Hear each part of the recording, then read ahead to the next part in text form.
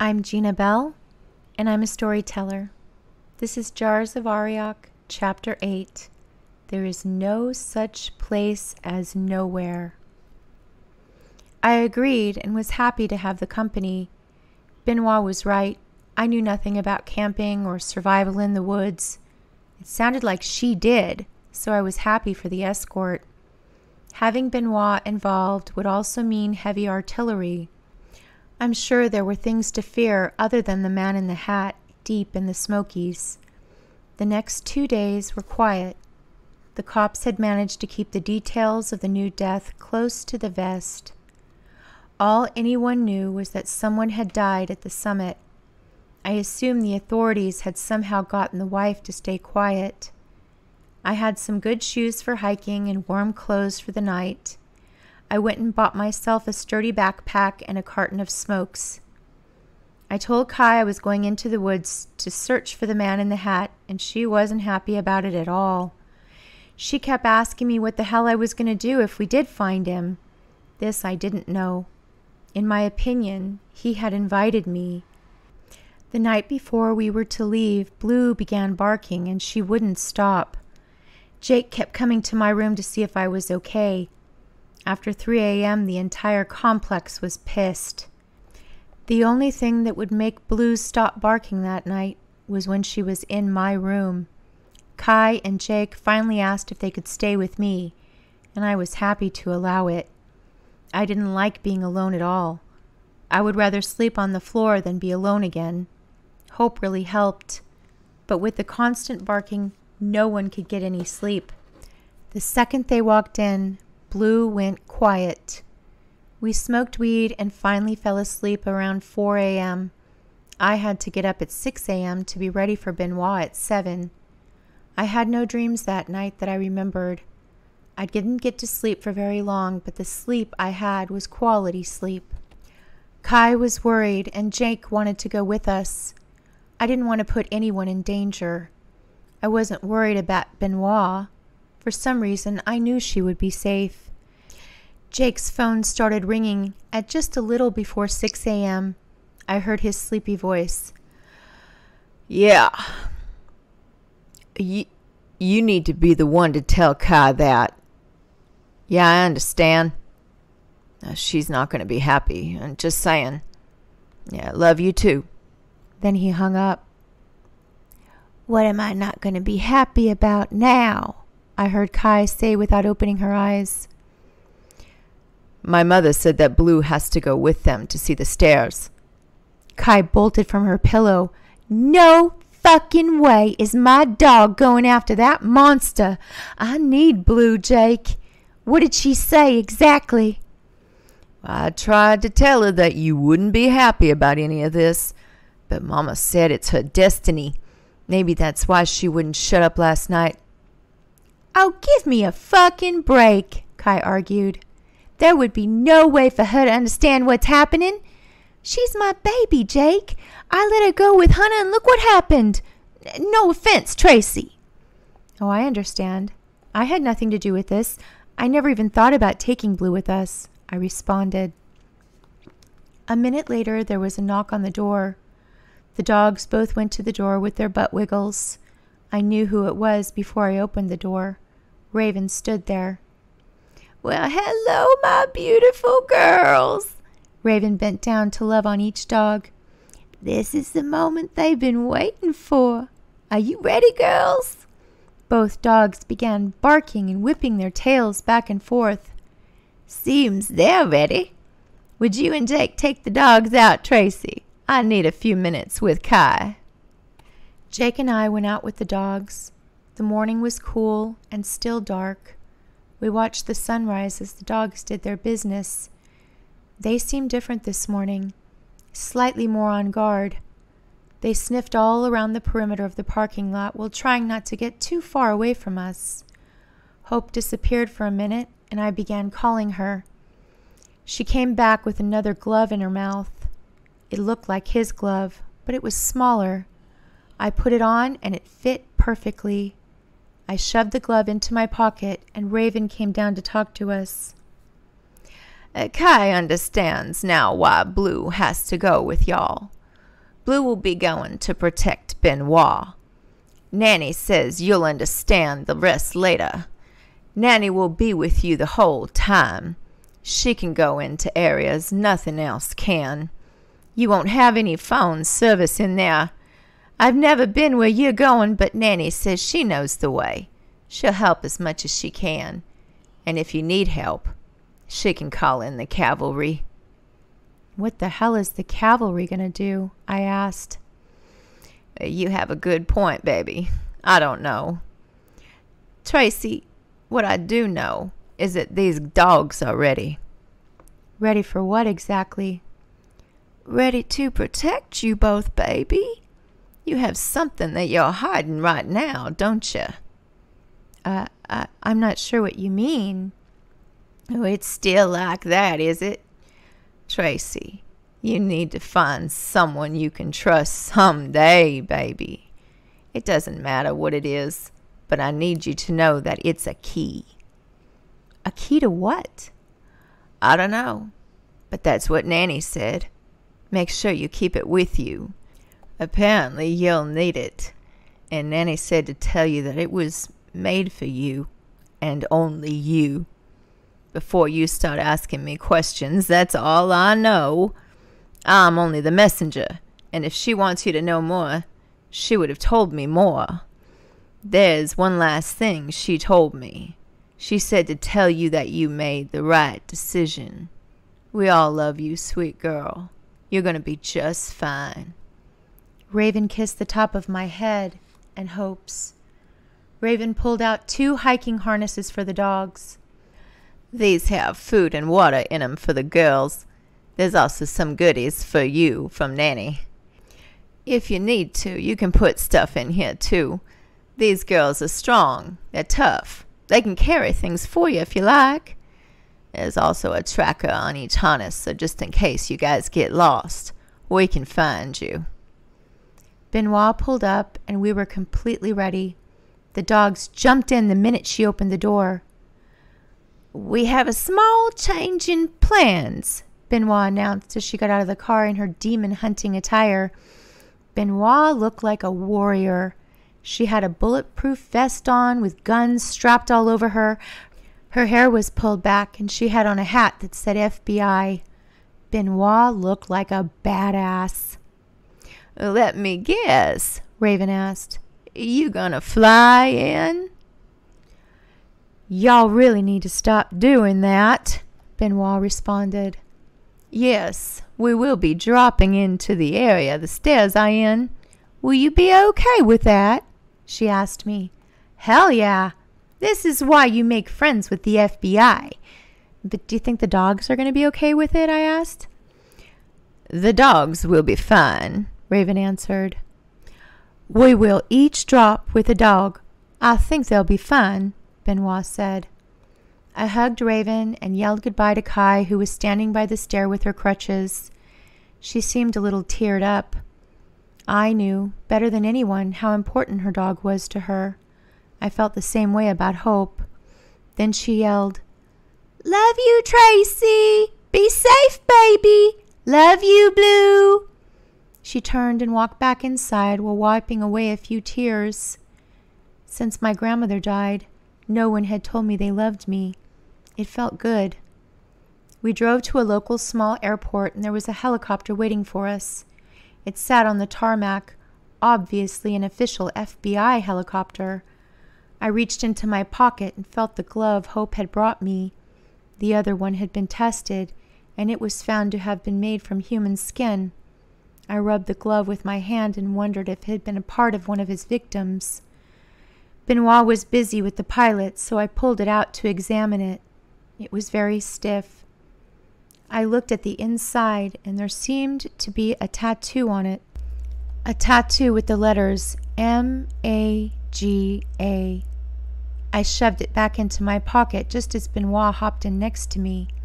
The dogs were already in, and they both looked happy. We put headsets on so we could hear each other.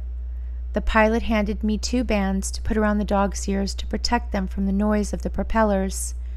I had never been in a plane before, much less a helicopter.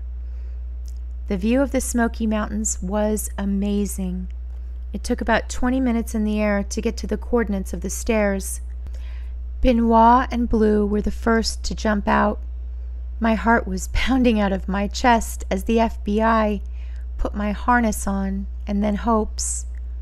I had never felt the velocity of wind like this before. It was both exciting and terrifying all at once. Taking the leap out of the helicopter was, by far, the most exciting thing I had ever done. It was like flying. The closer I got to the ground, the more I could see Benoit and Blue. Blue was barking and leaping in the air as they lowered us down. The two dogs greeted one another. Benoit helped me get my harness off, and we looked around. I heard the helicopter leave. This was really happening. There we were, surrounded by green. For the first time in my life, I could understand how people get lost in the woods. After a few minutes, everything begins to look the same. Both dogs began walking away together. I started to call them back, but Benoit stopped me. "Oh, that's the direction we need to be going in." We followed behind the dogs, and even though Benoit had brought all this fancy equipment, the dogs knew right where to go. We didn't need any of it. We walked for about 30 minutes, and then we were there. Beautiful cobblestone stairs that led to nothing right in front of us. They had been built with 3 arches. Moss grew on the stones under a canopy of green trees. Crows sat on the branches surrounding the stairs and cawed at us. I wondered if they were ever him at one point. "Well, now what? Here are your stairs. Now what do we do?" Benoit asked. Well, I'm not sure. I began climbing the stairs, and Benoit went to follow me. Both dogs stood at the base of the stairs and would not let Benoit by them. "Move, girls!" I yelled, but they stood their ground. "I think I'm supposed to do this alone." "Tracy Thomas, you stop right now. You ain't going to walk off the stairs. It's a pretty good drop," Benoit answered back. She was right. This would take a leap of faith. But faith in who? I guess I would be putting my faith in a demon that had already killed my twin brother. I knew what I had to do. I stuck my hand in my pocket and slid it into the glove. I jumped off the end of the stairs while Benoit was still trying to get around the dogs. When I landed, I was back in the cemetery like the day of the chief's funeral. It was twilight, just like before. This time there were many, many more headstones. In front of each headstone, there was a man on their knees facing it. Most of them were moaning or crying. On each headstone was a name, and under the name was their crime. One said pedophile, another said thief, murderer, kidnapper. This was hell for them. All knelt in agony while staring at their own crimes for all eternity. Looking around me, there were kneeling people and headstones as far as I could see. In the middle was a green mountain, and on top of the mountain stood Arioch. He stood there with his huge wings slowly flapping and staring down at me. The closer I got to the mountain, the more people I recognized. Travis was there as he had been before, and now Chief Reagan was next to him.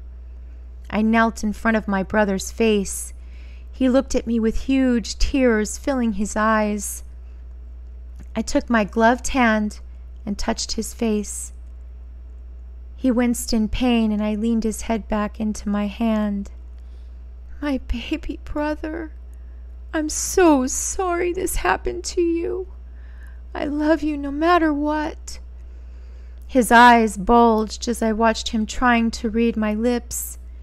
Nanny had said there would be no negotiations. I stood and looked up at Arioch. "I would like to ask you to calm down." The words that came from my mouth were once again in Enochian. "I want you to let my brother go." Arioch tilted his head from side to side a few times before turning his back and leaving. "Hey!" I yelled. Nothing. The only sound I could hear was from the agony of all the people around me. I walked up the hill where he had stood. I looked down at the acres of misery below me. I looked down and found the other glove. I put it on and I was transported again. It was very dark now, and I couldn't see much around me. I could hear crows calling to one another and a dog howling off in the distance. There was a gentle breeze. My eyes began to adjust, and the full moon above helped some. I had no idea which way to go or what to do next. I could still hear moaning, but it seemed extremely far away from me. There was a smell to this place. It's hard to describe.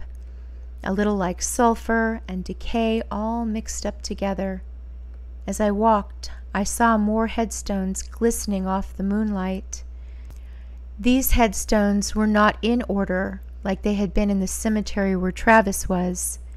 They were sprinkled, and the men that knelt looked like they had been kneeling there for an awfully long time. They didn't moan or make any sounds.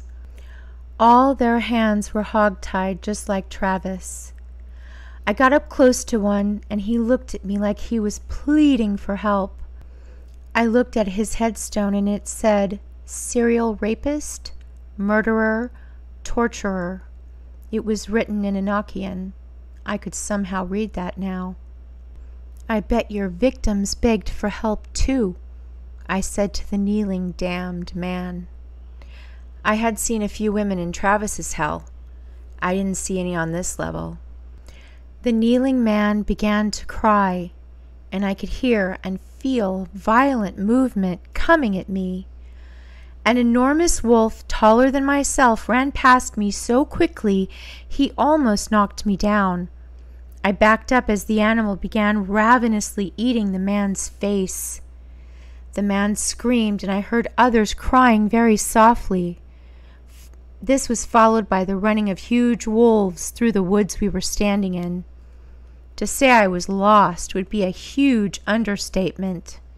I didn't have any idea what dimension I was in and had no idea how to get back to my world. I really wanted my dog. The men on this level could hear the moaning off in the distance, but were denied even the gift of reacting to their agony. Their agony seemed to trigger the wolves. I looked back at the man whose face had just been eaten, and he was back to the shape I had seen him in before the wolf ate his face. I walked down a path between the trees, and at the end sat a pair of boots. I took off my shoes and put them on, and again I was moved to a different reality. This world was blood red. It smelled like copper and tasted like dirty pennies. This level was like a who's who of depravity. I recognized a few of them. These assholes didn't even need a headstone. I knew what many of them had done, thanks to the History Channel. They all knelt in bubbling hot blood. The blood almost rose higher than their faces. Each man tried as hard as they could to keep from drowning. All I could see was their faces as they stuck up out of the blood. I walked a platform that hovered above them. There was a huge kettle in the corner. Blood poured into it, and it began to empty into the river. The river below me began to rise, and as it did, the blood went up over their faces. I could see little bubbles rising from the submerged men. After a few seconds, the blood level went back down again, and I could see them gagging and spitting it out. Blood was coming out of their nose and their mouth. I watched horrible men suffering horribly. I had no pity for them like I had with some of the others. I walked along the path, looking down at monsters begging me for mercy. I wondered if any of my abusers had made their way here. As I remember, I begged for mercy many, many times. At the end of the path were my new pants. They had been folded nicely for me. I put them on, and the empathy I had for some began to fade even more. They fit me perfectly. Walking in them gave me a sense of confidence I'd never had before. It was only my brother that I felt any sympathy for now, and even that felt further away. I felt powerful. It felt good. I opened my eyes and I couldn't see anything. I was in complete blackness and silence. I had never experienced this kind of quiet before. It was deafening. I felt like I might go crazy. I stood in one place and moved my hands around me. I felt nothing. I could walk off a cliff without knowing it. I slowly moved ahead and I felt something wet in front of me. I heard a very tiny whimper. Instantly, the room lit up with a very bright light. It was so bright it hurt my open eyes. For an instant, I could see. My gloved hand had run into a man in front of me. It looked as if he had been turned inside out. He had no skin. His eyes bulged, and then darkness again. This time I could hear the flapping of wings off in the distance. They got closer and closer till I could feel the wind from the air they created while flying past me. The man next to me began screaming. His screaming seemed to trigger the bright light again. I could see the man kneeling on the ground. Something was in his eyes, keeping them open. I watched as the man I had touched became covered in horrific-looking birds. I had never seen anything like them before. Mostly black, but with huge teeth that they used to tear into the man. He screamed, and they ripped till there was almost nothing left, and then the blackness returned. With it came silence again. I knew I could walk straight ahead. I had seen a clear path in front of me. Problem is that with zero sight and zero sound, it's very hard to know which way you are walking. I stood there motionless for a few minutes. I needed light, and to get light, I would have to cause pain. I flung my arms as I walked and eventually slapped another kneeling, damned man. I took my glove off and put my hand on his head and watched him rape and kill a little boy. I watched as the little boy screamed for his mother. I backhanded the kneeling man and he screamed in pain. I got a real good look at the path in front of me this time. I looked around me, and the first man was back in the same condition he was when I had first touched him. This was their hell. I ran to the end of the path as fast as I could, and there was my jacket. I put it on, and I was back above ground in the same cemetery I had started in. The jacket fit my waist. It had been made just for me. I was sitting in front of a headstone that said Travis Thomas, pedophile, child rapist, incestor, drug addict, and oath breaker. I was sitting where Travis had been kneeling. He was gone. On the top of his headstone was a hat. I stood up and picked up the hat. In a flash, I was in front of the stairs again, and completely naked. I was also alone. I yelled for Benoit, but heard nothing back. It was dusk. I had no idea how much time had passed. Could have been a year for all I knew. I yelled for Hope and heard her barking off in the distance. I could hear her getting closer and closer. My beautiful Hope came bounding at me from over the hill. I was lost, and it would be getting dark very soon. The bugs began to ascend on me. I swatted at them as much as I could, but it didn't do anything. All I could do was lay there and cry. Hope cuddled up to me and got as close as she could. It got dark and I was cold. At least the daylight leaving me allowed me to have some sort of idea as to what time it was. I curled up in a ball under one of the arches of the stairs and tried to keep myself warm. I must have fallen asleep at some point, and my dreams were very vivid. I was in an apartment I didn't recognize. It looked modern. I walked to the window and looked out into the city. It looked like New York. I walked into the kitchen and began looking for food. I was starving. Each cabinet that I opened was filled with empty mason jars, each one waiting to be placed in front of a door. I looked at my reflection in the large glass windows. I was dressed in the clothes I had found on my journey through the stairs. I was dressed like Arioch. I stood tall in the reflection, and the same feeling of power came over me. It felt good. I awoke to hope licking my face. An hour or so later, I heard a helicopter, and Benoit dropped in. "Tracy! Oh my God, Tracy!" She threw her arms around me. "Where have you been?" I was in his world. How long was I gone? "Almost a month." Benoit took a blanket out of her bag and covered me. "I set up trail cams and saw you early this morning. Hope has been lost all this time, too. Her GPS tracker wouldn't work. The second you left, she took off. Blue stayed with me for the first 2 days. I was sure you were close by.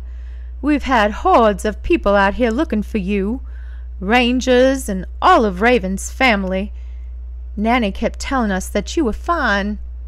But look, you're more than fine. You haven't even lost weight." She fished a water bottle out of her backpack and handed it to me. "You don't even seem dehydrated. Since you've been gone, everything here has been quiet. What happened over there, Tracy?" I knew I couldn't explain everything to Benoit. It was between me and Arioch now. I knew what he wanted. He had let Travis go, and now I had a job to do. I knew in my heart what that job was. I knew that he wanted me to choose the ones to be damned. I would be judge and jury. I also knew that much of my empathy for those sorts of people was gone. I had no idea what he would do if I didn't live up to my part. For the little girl who went through what I did as a child, this would be a lifetime of vengeance for me. I was fine with that. The only thing I really wanted to do was see Nanny. We all went back, and the local news was waiting for us. Megan McLeod was there and wanted to know where I had been and how I survived. I told her what I told everyone except Nanny. I told them I didn't remember. Each time I said I don't remember, Benoit gave me a sideways look. She knew better, but I kept to my story. After a 3-hour interrogation, they took me back to my motel. Summer had saved my room for me. The renter had paid, so I was able to pay Summer for the weeks I was gone. I got a huge welcome from my friends. Kai was now on a little scooter. She told me she had had surgery while I was gone. Jake was thrilled, and everyone was so happy to see me and Hope. It felt like family. Raven was thrilled, but didn't seem surprised that I had made it back. She said she knew I would. We ate expensive pizza and smoked good ganja. Even some of the local cops showed up just to wish me well. I was exhausted and told everyone I would see them in the morning. I opened my motel room, and inside were all the clothes Arioch had given me. They were neatly folded on my bed with my hat sitting on top. This would be the first time I got to really take a good look at them. The stitching seemed to have been done by hand. Not perfect, but pretty close. I opened the jacket and began examining the inside. I found 5 tattoos. They were all in Enochian. I recognized some of the symbols, but not all of them. I've realized that my ability to read and speak Enochian comes and goes. On the inside of the jacket, and right where my heart would be while wearing it, I could make out a mole. A mole with 3 hairs jutting out of it, 1 curly and 2 straight. It was beautiful. I put on everything and looked at myself in the mirror. I had never felt confident like this in my life. When you're a twin, it's rare to be given anything just for you. At least that's how it was in my family. These clothes are all mine and mine alone. They've been made just for me, and all of it fit me like a glove. Maybe I should feel weird wearing something made from human predators, but I don't. I packed all of it into my suitcase so that no one would see it. It all smelled of sulfur. I was beginning to like that smell. I drove myself and Hope to Nanny early the next morning. There were kids all over the place playing. Hope went and greeted all the other dogs and cats. The place looked alive. Raven was standing at the door waiting for me. "Get on in here, girlie. She's been waiting for you," Raven said as I approached. A group of men sat around playing video games. The trailer was nice and cool. I could see the air conditioner Dugast had bought had been installed and was doing a great job. The babies toddled around me. I walked to the back room, and Nanny was sitting in her room all alone. There was a chair in front of her just for me. "Hi, Nanny." "Well, you took me on quite a journey, didn't you? Have you told anyone about the gifts he gave you?" "No." "Good. Don't tell anyone, and I sure as hell won't tell anyone. I will, as you call it, lock it, Trace." "Did you know that the moment you walked up, Travis disappeared? You got your brother freed. I had never been past that area.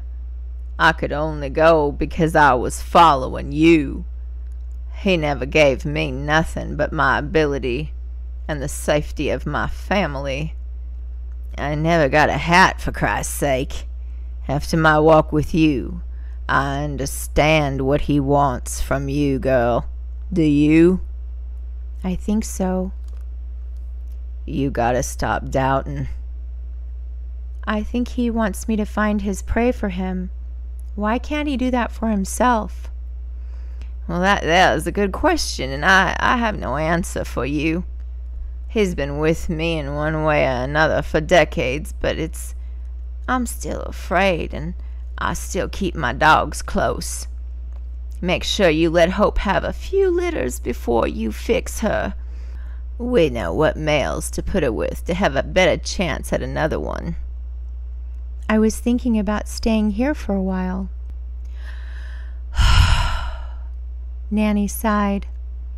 "I love this place, and I love these mountains, but let me tell you something. If you stay here too long, you'll get stuck here. Everyone does. Come visit a lot. I know you ain't been to Raven's house yet, but it's real nice. You can stay with your family here any time, baby. But please, get out there. Think about how many people you can save from the real monsters. The real monsters don't have wings. They just people, and you have to find them. You know why I think he chose you? I think he chose you because of Travis. Travis was a predator, and yet you loved him. Maybe that's why he chose you. Well, it doesn't matter why. You have a particular important job to do now. I know at least 2 little girls you've saved already." I stayed in Gatlinburg long enough to have a beautiful litter of solid blue pit puppies. I let her finish nursing her babies. I lived with Raven during this time. She taught me all about our Cherokee heritage. I learned to wear gloves almost all of the time. I didn't want to know everyone's first moment. The money I was getting for rent began being saved, but I had no idea how I was supposed to be able to fund trips to New York. I had begun having horrible dreams about people I didn't know, people that needed to be dealt with. After a week of horrible dreams, I woke up to Hope barking her head off. There he was in the corner of my room doing his head tilting thing. He was getting impatient with me. The next day I went downtown and took off my gloves.